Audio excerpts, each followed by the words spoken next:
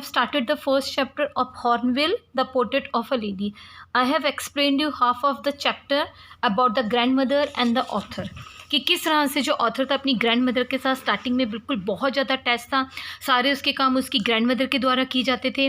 अब जो है जो ऑथर है अब वो बड़ा होता जा रहा है और आगे की पढ़ाई के लिए उसे जो है शहर में शिफ्ट होना पड़ता है. तो उसकी दादी भी उसके साथ में शिफ्ट होती है. Now there were some changes in both of the relations. अब जो दोनों के जो रिलेशन है उसमें कुछ ना कुछ बदलाव आया है.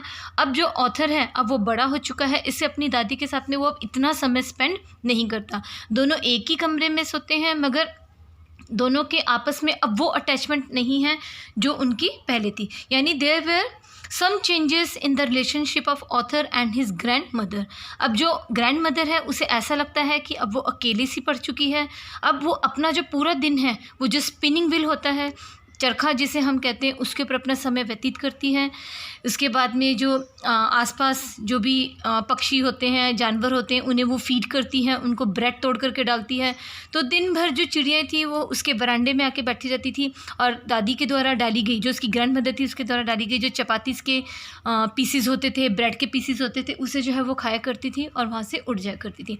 And half rest of the time she use to spend in praying.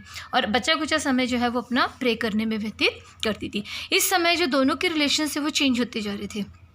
अब जो ऑथर है जब उसकी आगे की पढ़ाई कंप्लीट होती है then he went to foreign. अब वो आगे फॉरेन कंट्री चला जाता है अपने आगे की जो है स्टडीज़ को कंप्लीट करने के लिए. और जब वो वहाँ से काफ़ी सालों बाद लौट करके आता है तो वो क्या देखता है कि मतलब अब जो समय था वो पहले जैसा नहीं है.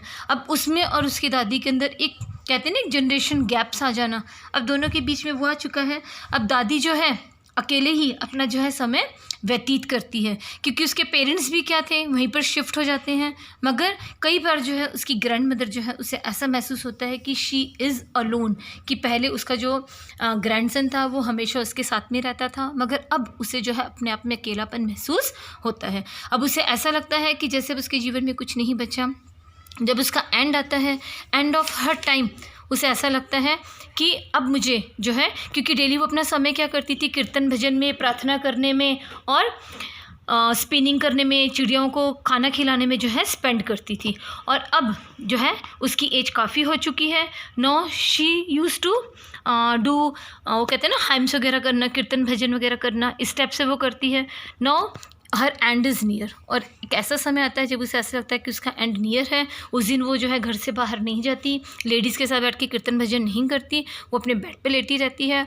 और फिर जो है वो सबको कहती कि उसे थोड़ी देर के लिए अकेला छोड़ दिया जाए.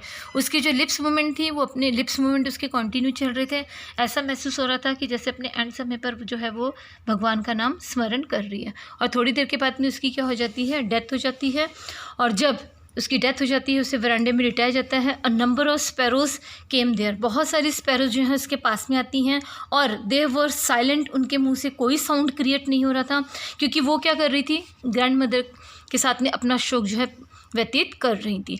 उसी समय जो ऑथर था उसकी जो मदर थी अपनी बिल्कुल ग्रैंड मदर की तरह वो भी क्या करती है, ब्रेड के पीसेस करती है, चपातीस के पीसेस करती है और स्पैरोज़ के आगे डालती है खाने के लिए. But not even a single sparrow eat the piece of chapati. उनमें से एक भी स्पैरो ने जो है एक भी चपाती का पीस नहीं खाया था. They silently sat near the grand mother and after some time they all flew away silently. और कुछ देर के बाद में वो सारी की सारी चिड़ियाँ वहाँ से उड़ जाती हैं. So this was the chapter. Okay, thank you students.